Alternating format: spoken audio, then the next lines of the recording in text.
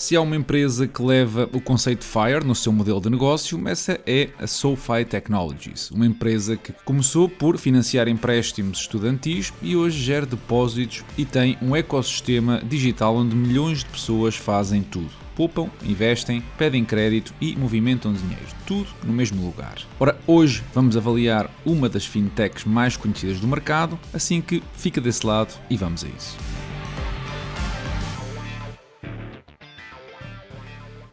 A história da SoFi é, em muitos aspectos, a história da própria evolução das fintechs nos Estados Unidos. Foi fundada em 2011 por um grupo de estudantes de Stanford e a empresa nasceu com uma missão clara: ajudar as pessoas a alcançar a independência financeira através de um lema Get Your Money Right. Esta ajuda chega através de produtos digitais simples, rápidos e integrados, com uma visão que está patente no próprio relatório anual, onde a empresa define como é que vai permitir que os membros tenham os meios financeiros para alcançar os objetivos ao longo da vida, desde comprar uma casa até construir uma carreira mais autónoma. Na prática, a SoFi alavanca um conceito muito em voga na última década, o FIRE. O percurso da empresa acelerou com movimentos estratégicos importantes, como a aquisição da Galileo em 2020, e a fusão via uma SPAC em 2021, mas, sobretudo, com a obtenção da licença bancária em 2022 através do Bank Merger. Este marco transformou radicalmente a estrutura financeira e de custos de capital da SoFi, permitindo-lhe competir de igual para igual com bancos digitais e tradicionais. Desde então, a empresa tem seguido uma narrativa de expansão contínua, novos produtos, um crescimento agressivo de membros e lançamento de plataformas tecnológicas que a posicionam não apenas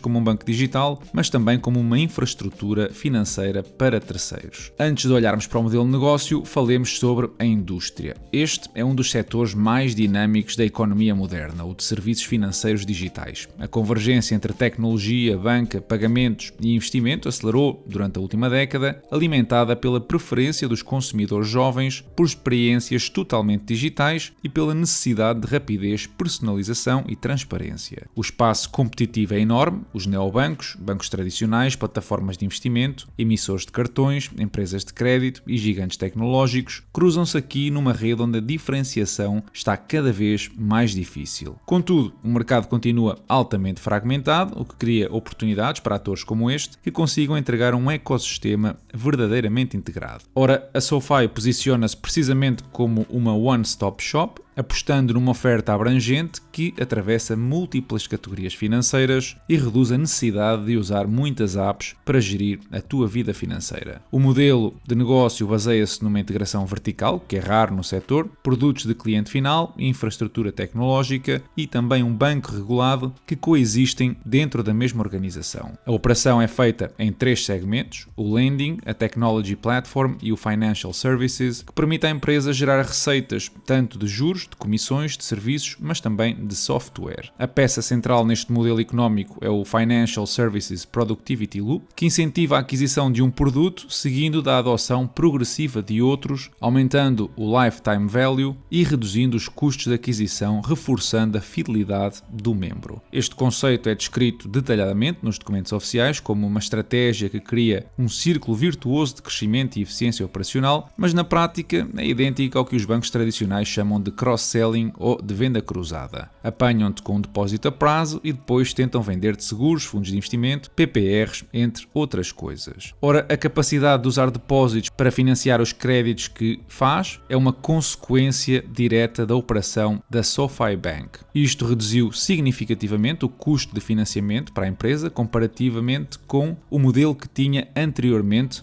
baseado na securitização. Ou seja, antes a SoFi emitia os empréstimos e depois vendia esses empréstimos a bancos maiores. Agora já consegue captar depósitos e ficar com os empréstimos para si, nos seus livros, aumentando a sua margem, mas também a exposição a eventos de liquidez. E porquê é que é importante entender quer a indústria, quer o modelo de negócio? Porque a concorrência no espaço, como eu mencionei, é enorme. Temos os bancos digitais, como o Chime ou o Varo, que competem na experiência do utilizador, mas não são os únicos. Temos a Ally Financial ou a Affirm, que são outras empresas também muito conhecidas. Temos plataformas de investimento, como a Robinhood, o Charles Schwab ou a Fidelity, que aqui disputam um espaço de corretagem e de produtos de investimento. Temos ainda empresas de crédito, como a Lending Club ou a Upstart, que desafiam aqui a empresa em segmentos específicos de empréstimos, já para não falar dos bancos tradicionais, como o Bank of America, o JP Morgan ou o Wells Fargo, que oferecem escala, capital barato e profundidade de produtos. Como extra, temos empresas que operam em infraestruturas tecnológicas, como a Marqeta ou a Fiserv, que competem com a Galileo e a Technisys da SoFi. O que distingue a empresa é a combinação de todos estes domínios numa única entidade, mas essa mesma diversificação também aumenta depois a complexidade operacional. Mas vamos lá então explorar os segmentos de forma individual. O segmento de lending é o coração histórico desta empresa. Inclui empréstimos pessoais, financiamentos estudantis e hipotecas. No terceiro trimestre deste ano, o volume atingiu um recorde de 9,9 mil milhões de dólares, impulsionado sobretudo pelo crescimento do crédito pessoal e pela expansão do Loan Platform Business. O segmento beneficia de taxas de juros elevadas, atualmente, mas também depende de uma gestão muito apertada de risco e de políticas de underwriting ou de perdas ajustáveis. Representa mais de metade da receita da SoFi e é importante mencionar aqui que 1/3 dos empréstimos que a empresa concede são empréstimos estudantis. E isto é importante porque é um tema político sensível nos Estados Unidos, onde já houve a intenção de fechar estes empréstimos com dinheiro público, mas que foi negado pelo Tribunal Constitucional há uns anos atrás. Eu já vou aprofundar este tema mais adiante. Depois temos o segmento da Technology Platform, que é a vertente B2B ou de negócio do grupo, e a ideia é fornecer infraestrutura tecnológica, desde o core banking a processamento de pagamentos, para instituições financeiras e empresas digitais. A estratégia reforça a diversificação das receitas e tira partido da procura crescente por soluções financeiras de plug and play. Uma das métricas que nós também podemos analisar é o crescimento de membros da plataforma e de contas registadas, e os números são inegáveis no que toca ao crescimento. Passou de 2 milhões de membros em 2020 para mais de 12 milhões este ano, com o número de contas a triplicar no mesmo período. Por fim, temos o segmento dos Financial Services, onde inclui produtos como o SoFi Money, o SoFi Invest, cartões de crédito, proteção e outros serviços de gestão financeira. Este é um dos segmentos com maior crescimento, perto dos 80%, demonstrando a crescente importância dos fluxos não ligados ao crédito. Dito isto, entremos no universo dos números e da posição financeira da empresa para perceber como é que os indicadores fundamentais da SoFi estão a evoluir. E o que nós vemos são ativos totais a crescer, 45,3 mil milhões de dólares, que representam um aumento significativo face aos 36 mil milhões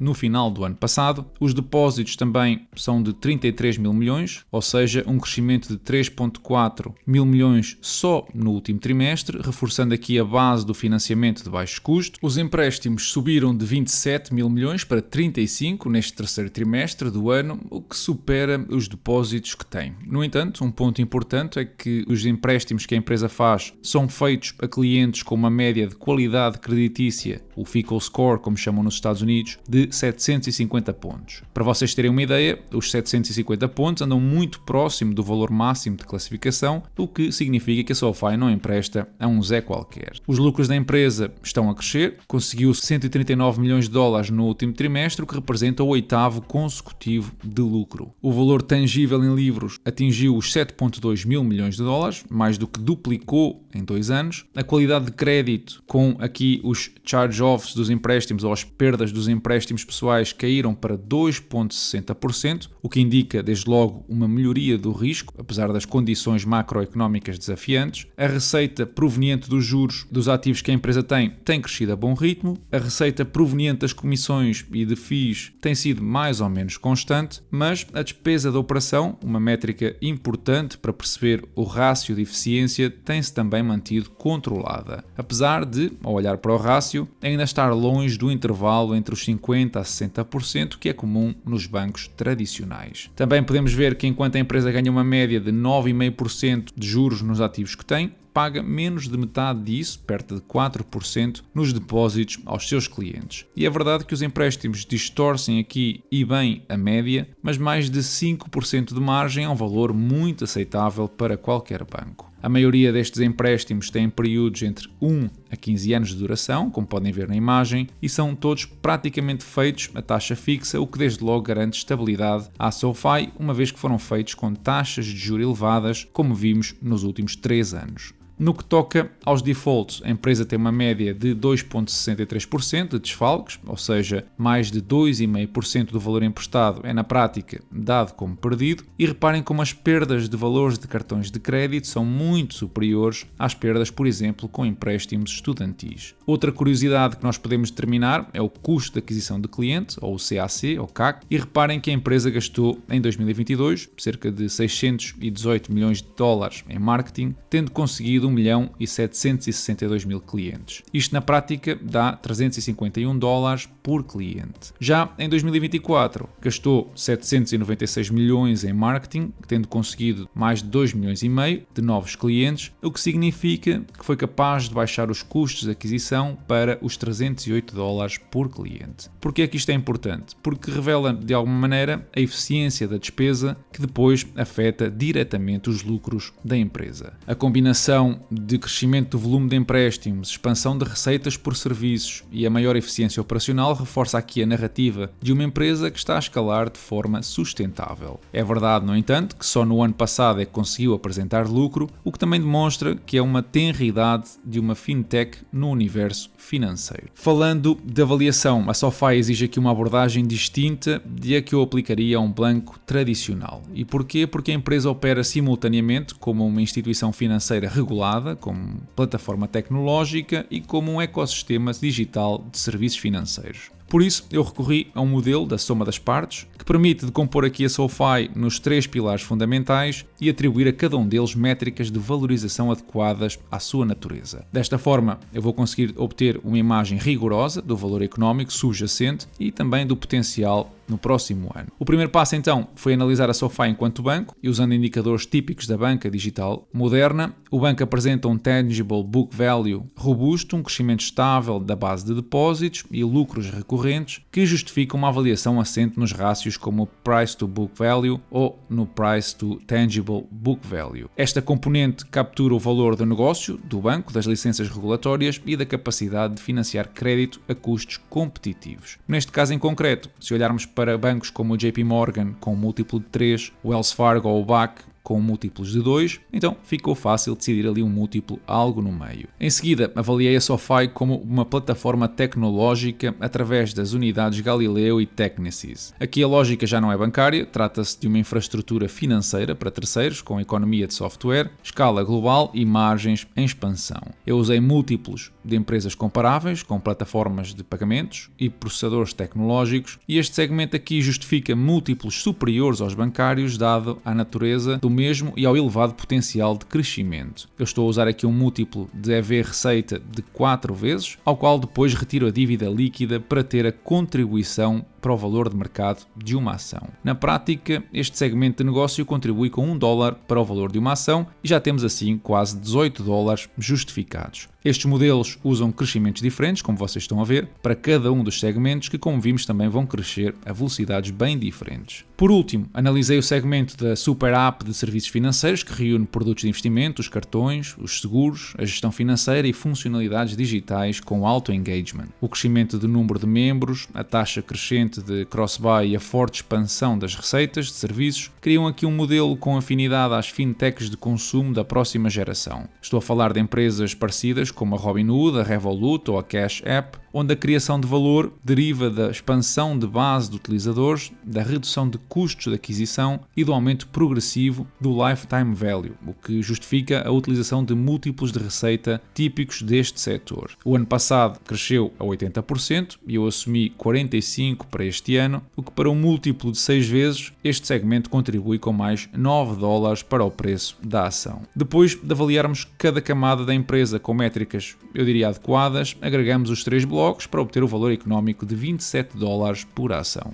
Existe, no entanto, aqui um problema que, digamos, é bem recente. A empresa disse que ia colocar no mercado cerca de 54 milhões de ações, a $27,5 cada uma, o que não só reafirma o resultado do meu modelo, como dilui agressivamente os acionistas. Aliás, esta diluição, na prática, vai chegar aos 62 milhões de ações. o que, digamos, representa 6% de diluição para quem já tem um investimento na SoFi. O facto da empresa também estar a fazer esta operação a $27 significa que acredita que este valor está acima do seu valor intrínseco, o que poderia obrigar-me a rever as minhas projeções. Eu diria que valores perto dos $20 podem ser uma melhor oportunidade de investimento, já contando aqui com uma almofada importante de segurança. A mensagem essencial que eu queria passar aqui é que a SoFi não deve ser avaliada através de um único prisma. A empresa tem uma estrutura híbrida que permite criar valor de diversas formas, como entidade bancária, como escala tecnológica e crescimento do ecossistema, e só uma abordagem integrada e multidimensional é que pode revelar aqui o verdadeiro alcance de um potencial de investimento. Nenhuma fintech nem nenhum banco está, no entanto, imune a riscos. A regulação é um desses riscos, bem presentes naquilo que são entidades reguladas, como os bancos. O segundo está relacionado com o risco de crédito, onde a deterioração do mercado laboral ou recessões podem aumentar aqui os defaults e obrigar a reforço de provisões, diminuindo os lucros. A dependência da tecnologia é mais uma superfície de risco, com falhas de segurança potenciais, ciberataques ou downtimes que podem ter efeitos imediatos. A concorrência, já mencionei há pouco, e temos ainda as taxas de juro, onde movimentos inesperados podem afetar aqui a procura por refinanciamento e aqui diminuir os spreads da empresa. Resumindo então a minha análise, a SoFi representa uma das histórias mais ambiciosas no setor financeiro atual. A tentativa de construir um banco digital e uma plataforma financeira completa, sustentada pela tecnologia própria, pelo alcance direto ao consumidor e uma marca muito forte e em crescimento. Os resultados recentes mostram progressos reais e sustentáveis, têm o crescimento nas receitas, têm lucro recorrente, têm expansão da base de depósitos e a melhoria do risco de crédito. O ecossistema integrado está claramente a transformar-se num diferenciador competitivo, no entanto, o caminho não está isento de riscos. O ambiente regulatório, a concorrência, a sensibilidade ao ciclo económico obrigam sempre à prudência. A constante diluição que vos mostrei é outra problemática que não alinha os incentivos entre os acionistas e a equipa de gestão, e eu pessoalmente vejo a SoFi como um ativo de crescimento com um forte potencial de longo prazo, mas que exige aqui alguma tolerância à volatilidade e um acompanhamento atento aos indicadores de risco de crédito e das condições macro. De qualquer forma, eu gostaria de conhecer a tua opinião sobre a empresa, assim que passa pela caixa de comentários e partilha o teu bitite. Semana negativa para os mercados europeus, especialmente o português, que perdeu mais de 2%, em contraste, por exemplo, com os índices chineses ou com o Dow Jones americano, que contrariou os irmãos Nasdaq e S&P 500. O banco de investimento JP Morgan prevê que as bolsas da China e Hong Kong possam registrar ganhos próximos de 20% no próximo ano, e esta estimativa baseia-se na expectativa do crescimento global, na recuperação dos lucros empresariais e na melhoria da confiança dos investidores naquela região. Esta previsão surge no momento em que muitos investidores procuram oportunidades fora dos mercados tradicionais, como os Estados Unidos, ampliando aqui a exposição a ações asiáticas devido a valorizações mais acessíveis e margens de lucro em recuperação. No entanto, convém lembrar que previsões desta natureza,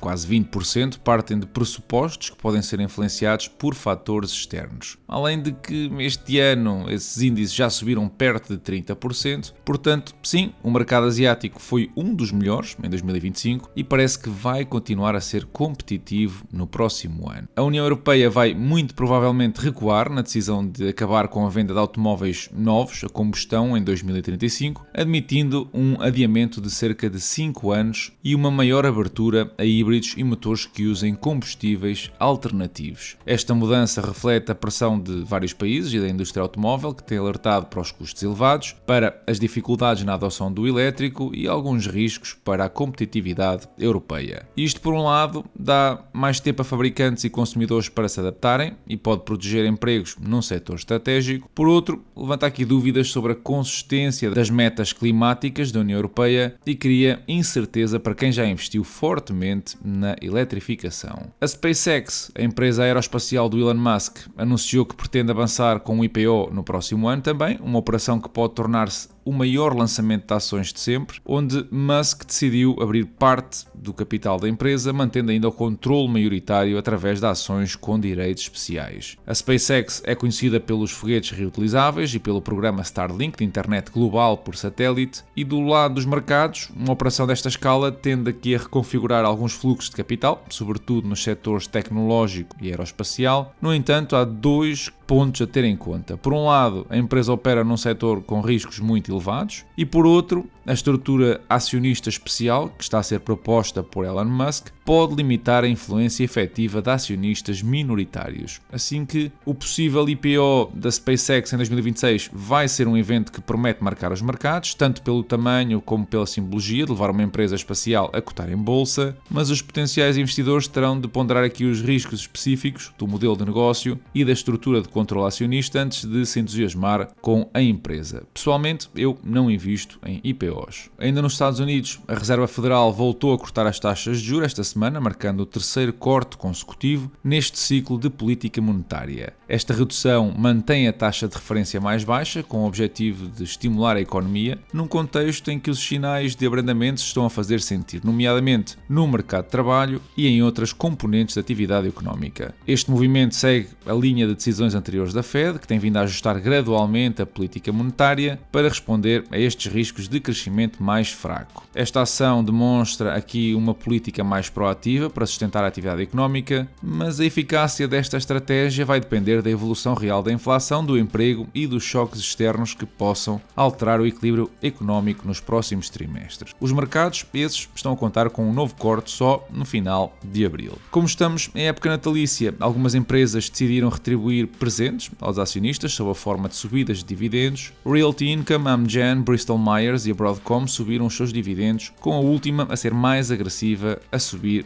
10%. No que toca a reforços, foi uma semana onde eu abri uma posição na empresa Ferrari. Tu podes encontrar um episódio aqui no canal com uma análise detalhada à mesma, pelo que o meu único comentário aqui é que me parece que a desaceleração ou a expectativa do mercado de estagnação para a empresa é algo temporário ou superável. No que respeita ao portfólio, fechou a semana nos 107 mil dólares, mantendo-se aqui perto dos 16% de performance este ano e tendo conseguido 72 dólares naquele que promete ser um mês onde vou superar os 200 dólares. E é tudo por hoje. Se gostaste do episódio, deixa o teu comentário, subscreve, ajuda o canal a continuar e passa pelo Instagram, pelo Spotify e pelo Patreon, onde tens imenso conteúdo exclusivo, além de uma comunidade incrível. Da minha parte, eu desejo-vos uma excelente semana e bons investimentos.